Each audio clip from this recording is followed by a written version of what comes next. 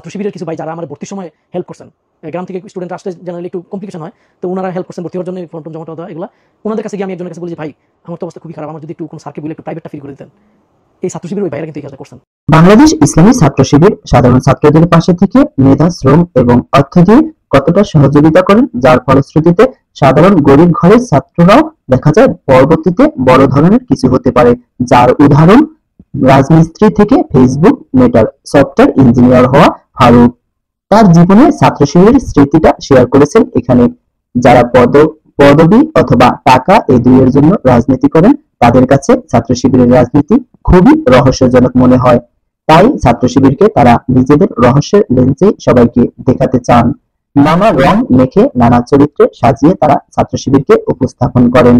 কিন্তু আল্লাহর সন্তুষ্টির জন্য আল্লাহর বান্দাদের কল্যাণে কাজ করা, দুনিয়ার জীবনের অভাব অভিযোগ দুঃখ কষ্টে পাশে থেকে চিরন্তন জীবনে নাজাতের পথে দাওয়াত করা, এই তো ছাত্র শিবিরের কাজ। এই কাজের পথ ধরে আল্লাহর বিশ্বাসী বান্দাদের ঐক্য গড়ে ইসলামকে বিজয়ী করাই ছাত্র শিবিরের রাজনীতি।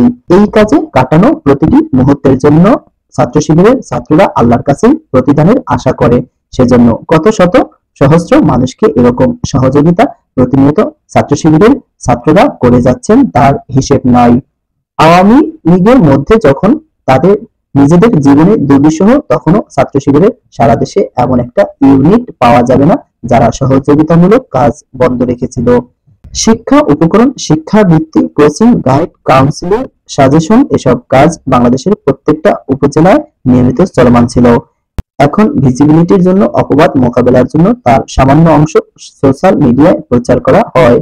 অথচ যাদের রাজনৈতিক লক্ষ্যই অর্থ সম্পদ প্রতিপত্তি অর্জন করা, তারা কিছু সেবামূলক কাজ করে অমুকের দায়িত্ব নিলেন, তমুক ইত্যাদি ঢাকঢোল পিটিয়ে তারপর ছাত্র শিবিরকে অপবাদ দিতে চান।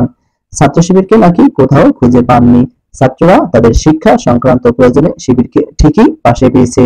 ছাত্ররা তাদের অধিকারের আন্দোলনে ঠিকই ক্যামেরার অন্তরালে শিবিরকে পেয়েছে।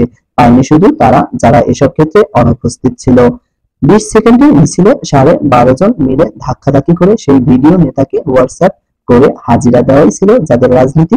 তাদের মুখে এসব কথা বড়ই হাস্যকর শোনায়।